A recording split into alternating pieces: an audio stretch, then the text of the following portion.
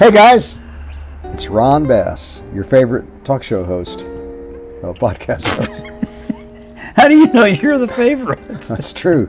I'm a little egotistical today. At any rate, the Ron Bass Show, your source for many things: encouragement, motivation, humor. Sometimes. Mr. Ben Atterbury. What say you, sir, Mr. Marketing Guru? Hey, today is a great day. Hay is for horses, by the way. It is. It's a great day For in the other Ozarks. animals, but it is. I am on a trip today. I'm doing a lot of reflection today. Especially when you were standing in front of the mirror over there. That's a good point. Ha, ha, ha. Reflection, I get it. Yeah, that's a good one. Yeah. Mr. Dry Humor over here.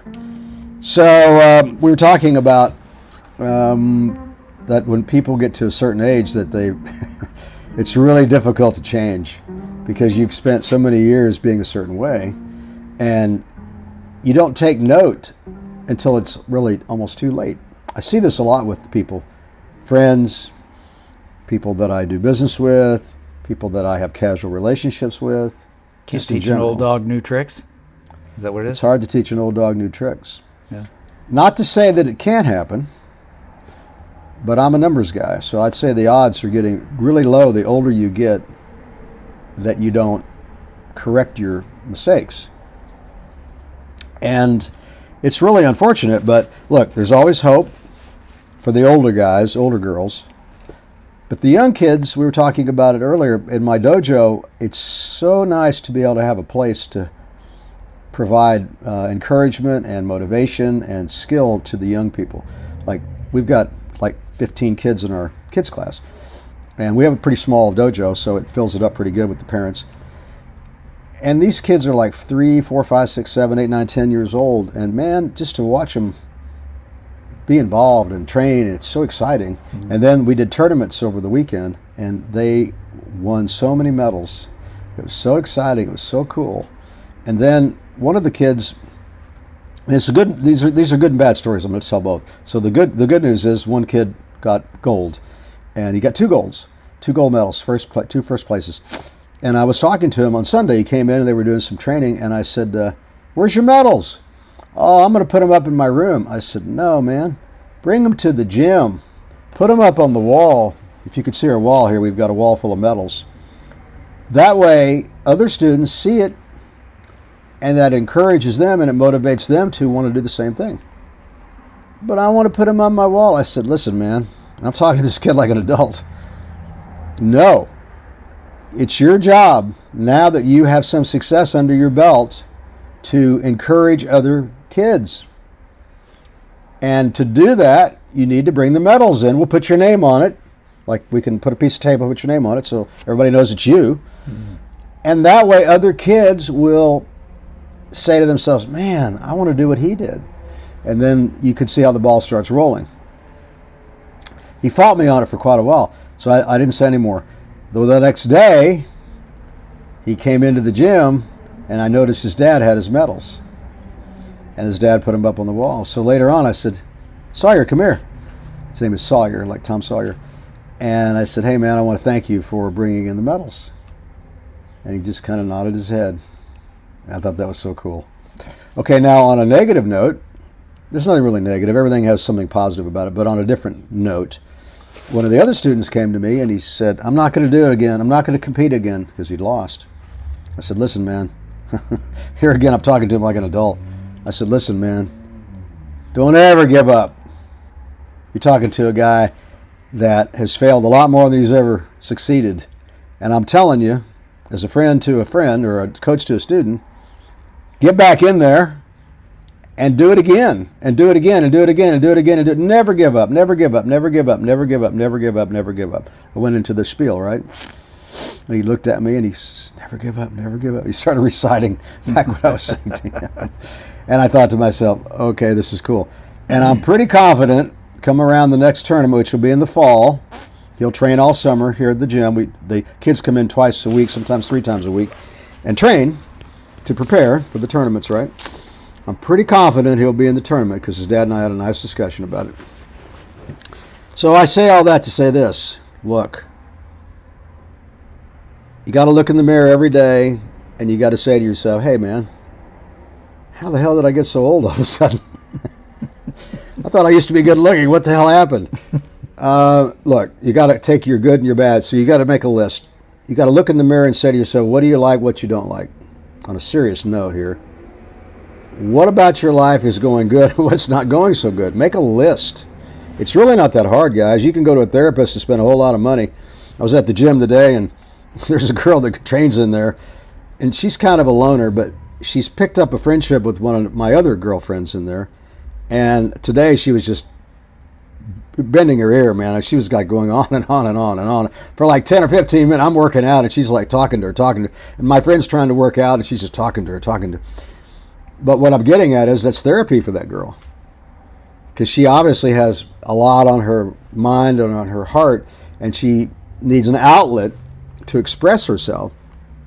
So that's a form of therapy, right? And one of my other friends came up to me and goes, oh, I can't stand that girl. I said, listen, I get what's going on here. That girl has to find a source or a way to express her feelings because she's bothered by things and whatever's going on in her life. And that's therapy for her. So as a joke, I told my friend after the other girl left, I said, hey, can I get an appointment for my therapy? A little dry humor there. Went right over your head, I think. And my friend laughed, of course. But it's really not funny, guys. Look, people are struggling. People are hurting. People are stressed out. And I see it all day long, all night long. It's another reason why you got to work out every day. And I just saw an article on, I think it was TikTok. A guy was interviewed, an athlete. He says, man, you got to work out. You got to work out. You're going to feel better. You're going to feel better. You're going to look better. You're going to feel better. You're going to have more energy. And I'm thinking, exactly what I say every day, right? It's not rocket science to understand what you have to do to get along in your life and to be able to manage all these crazy things coming your way. Last week, Brent and I had a discussion. He had some things going on that wasn't pleasant, but he's a tough guy and he's a smart guy, and he was able to overcome these challenges because he walks every day for 30 minutes. I'm in the gym every day for an hour. Look, you don't have to like go crazy. I saw an article where a guy did the planks. You know what the planks are? It's where you're up on your fingers and your toes and you raise your body up and you hold it. It's called a plank. Wow. Yeah. So I did a contest one time. I got second place. I did it like 5 minutes. That was a lot for me. And this other guy, as soon as I collapsed, he collapsed. And he was a lot younger than me too. But at any rate, the guy that holds the world record did it for like 8 hours. I don't understand how that's possible. Wow. I know. It's like 5 minutes and I was dying. And I'm a pretty strong guy. I don't know how you do that. I mean, it's either got to be genetics or drugs or something crazy. But regardless, the point I'm trying to make is that, hey, if you got a goal and it's important enough to you to see it through, you're going to do it, man. Nobody can do it for you. You got to do it for yourself. At any rate, that was kind of one of my gym stories for today. All right, now I'm going to go to my notes. Uh-oh. Yeah, this is just all top of my head right now. Kind of crazy, huh? I got a lot of notes today, a lot of stuff going on. Uh-oh. Yeah, so I want to talk about anger. Oh. Yeah.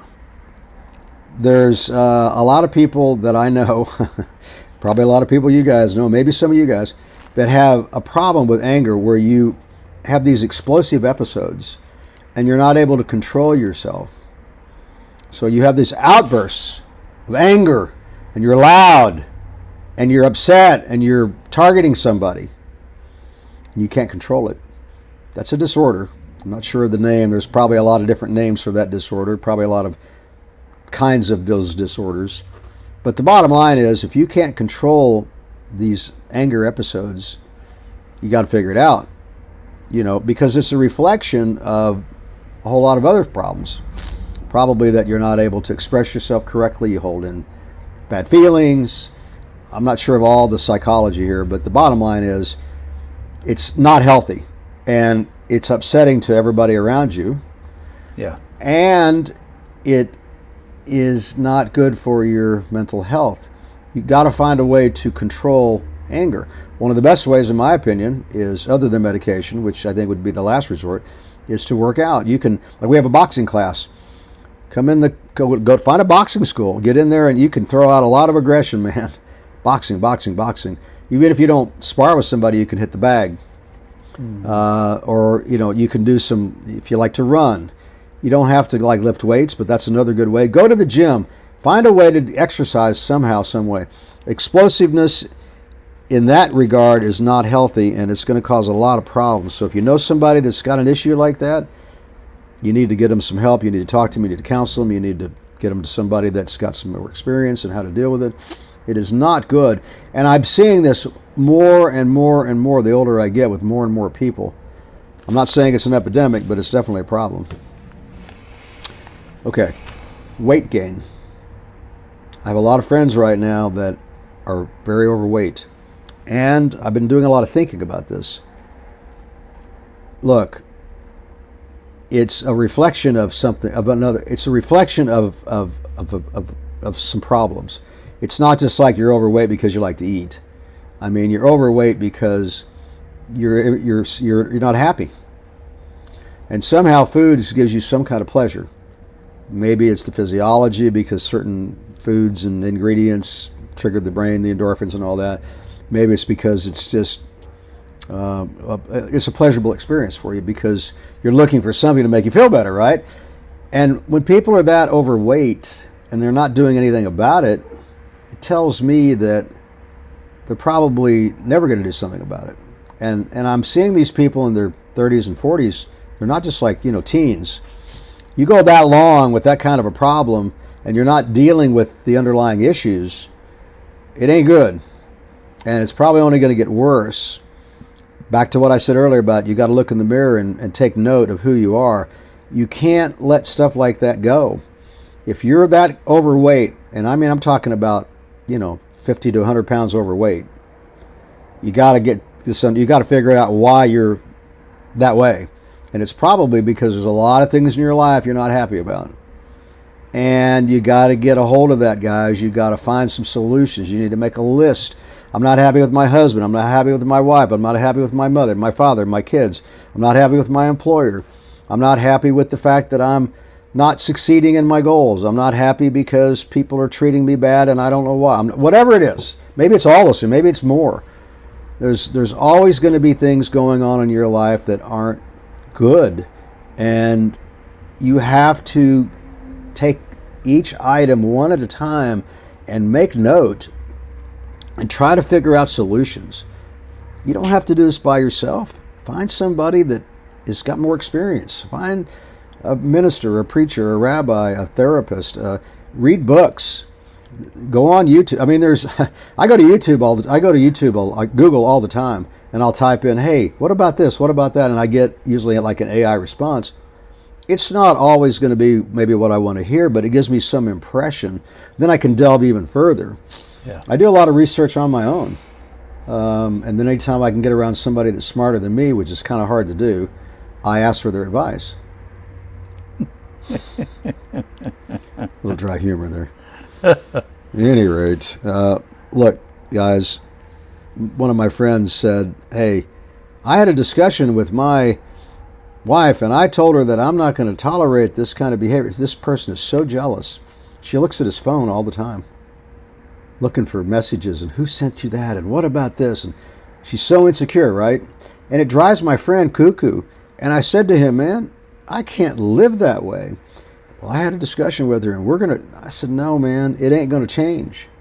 You've known this person 10 years, and it ain't going to be no different down the line because, well, how do you know?" I said, "I don't know 100%, but I'm going to bet on it because I know people, and I know how things go, and I don't see any movement in that area that person's going to try to change or improve themselves or whatever to correct this issue." And on the other side of the coin, why are you allowing it? Why are you demeaning yourself? Why are you disrespecting yourself to accept this behavior? You're better than this. I'm not saying that person that you live with is bad, but guys, you can't live this way. You have to have some self-respect. You have to stand up for yourself and not let somebody control your life and ruin your life. Back to, another discussion about relationships. It's just terrible how everybody's got a problem with their relationship. I mean, it is an epidemic. You can't allow this. You have to nip it in the bud. Where'd that come from? Nip it in the bud. What does that mean? It came from the Andy Griffith Show. Don Knotts. No, just kidding. That's funny. I read an article about him the other day, by the way. He was some kind of guy. Yeah. He was a powerful actor. Yeah. And he did a lot of stuff late in his life, too. He had a lot of early success, but a lot of success later in his life. Yeah. I think he was a smoker. I think that's what killed him in the end, I think. Cigarettes are bad, man. Yeah. If you guys are smoking or vaping or smoking pot, cut it out. We're going to talk about that here in a minute. We're going to talk about that in a minute? Okay. Yeah. Relationships. Back to relationships. Relationships. Always a problem. Look, I'm not a Debbie Downer. I'm not going to be negative, but look, guys, if you're a Ronnie Downer. I'm a Ronnie Downer. If you're going to be in a relationship, and I mean whether it's a friendship, whether it's a romance, husband, wife, whatever, you got to make sure you like the person. If you like the person, you like to be around the person, now you got a chance that it's going to work out and you're going to have a good, successful, meaningful relationship. If you're just there for the romance, it's going to fade, guys, and then you're going to wind up with nothing but a bag of trouble, a bag of tricks, you're going to wind up with a lot of problems. Sorry, I wish it wasn't that way, but it is that way. I had a friend of mine come in my office the other day that it's his second wife in like 10 years, and they've got a kid he's had a kid with both girls. Neither one of the relationships worked out, and there's nothing but drama, drama, drama, and more drama between him and the wife and the kid. It's bad on the kid, it's bad on the guy, it's bad on the girl. I think the girl just stays high. So, people get high. Why do they get high? To escape reality. That's it. And so if you're high all the time, you don't have to worry about anything because you're just, you're in la-la land, right? Yeah. But when you wake up, what happens? You got to go straight to the pot. You got to go straight to the marijuana or the meth. You got to go straight to the cocaine. You got to go straight to the pills. I know, man. I used to do pills. Like I told you the story many times in a podcast. I was a big pill guy for years.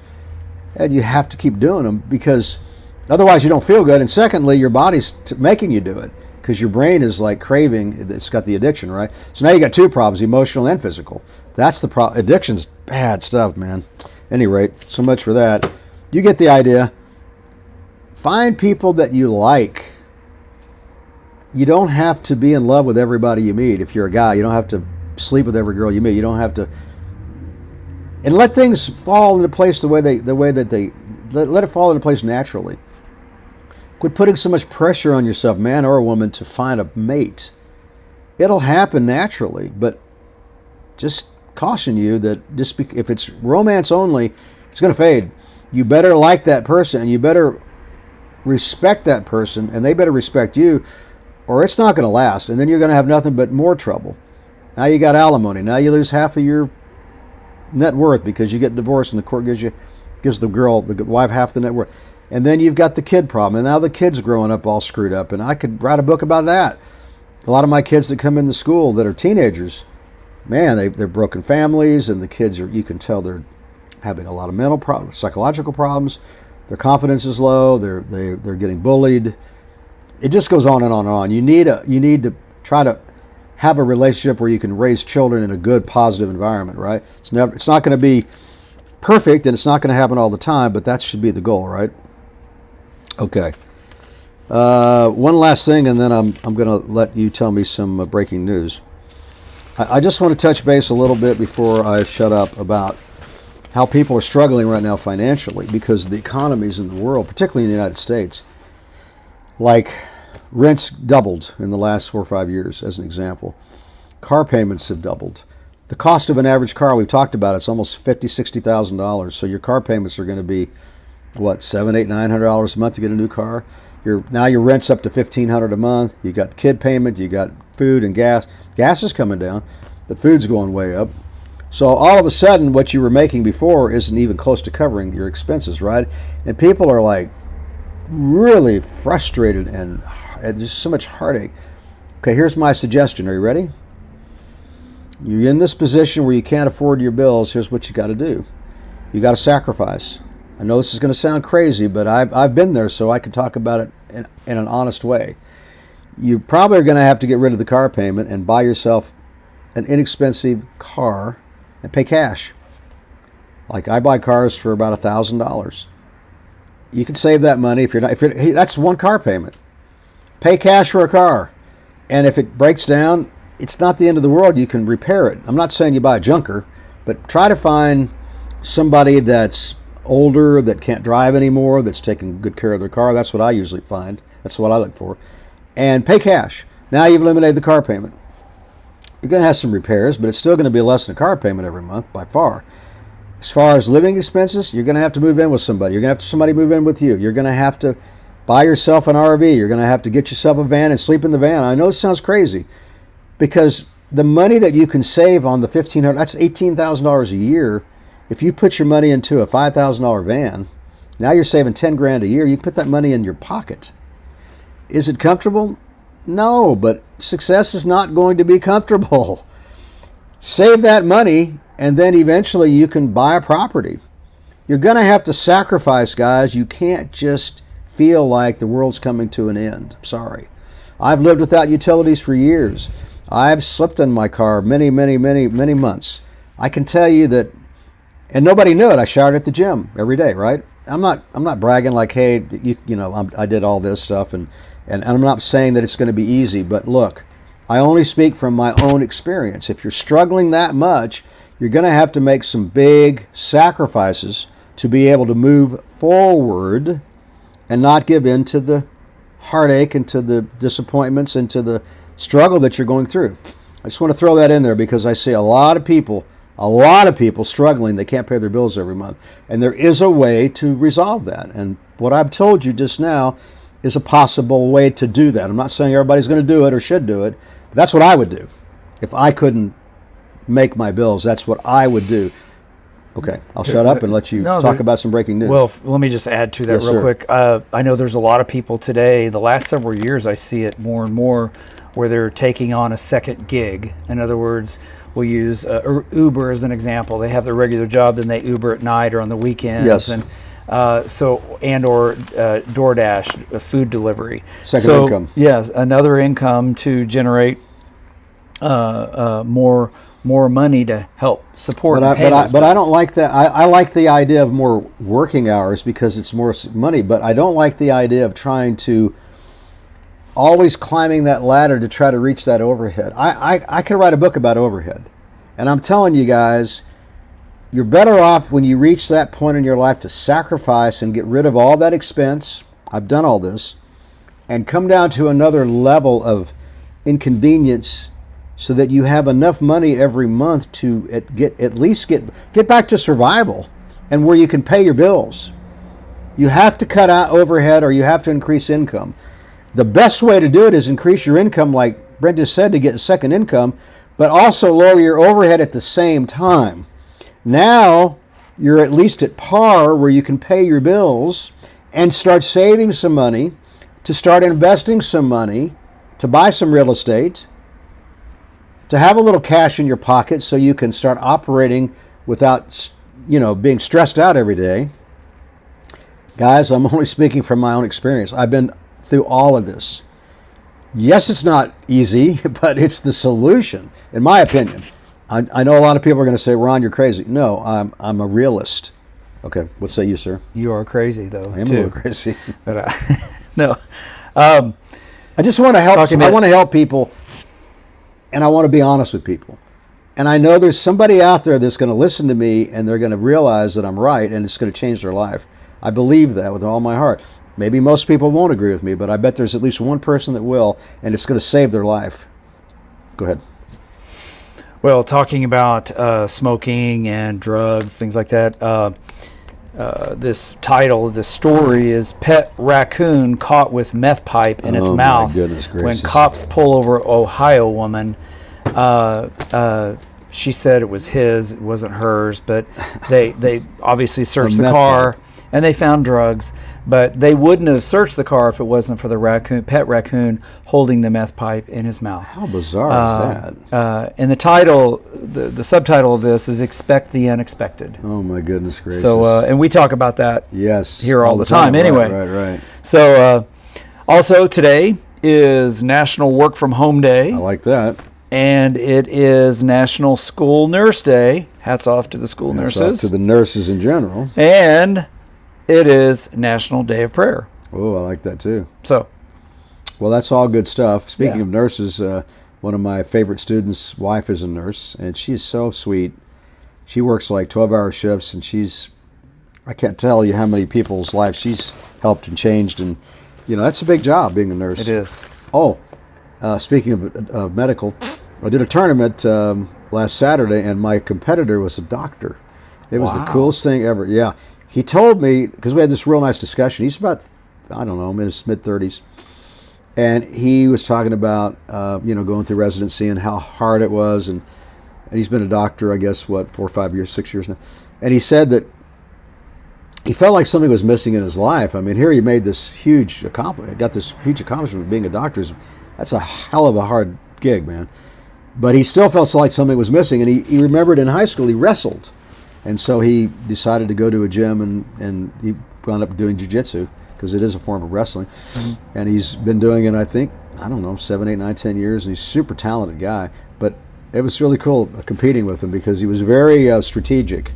And we were, he beat me, but it was really a good experience. It was really cool talking to him, becoming his friend, and visiting with him. And that's the cool thing about jiu-jitsu, guys, and doing tournaments. You meet some really cool people from all over the world. So I just want to throw that out there. Awesome. Yes, sir. Well, have we bored people enough, I guess? I got more stuff, but we'll wait till next week for it. Save the good stuff. Yeah. Guys, you know what? There's just so much going on in your life and in your world, particularly if you're ambitious, particularly if you're interested in trying to improve your life. So you got to stay the course, and just remember, if you don't give up, which, man, you better not ever give up. Just don't ever give up. I don't care if you're on your last breath and you're dying in your bed, you can still try to take another breath. I mean, it's just you just can never give up. And if you don't, you'd be surprised how easy sometimes those stars are going to line up eventually.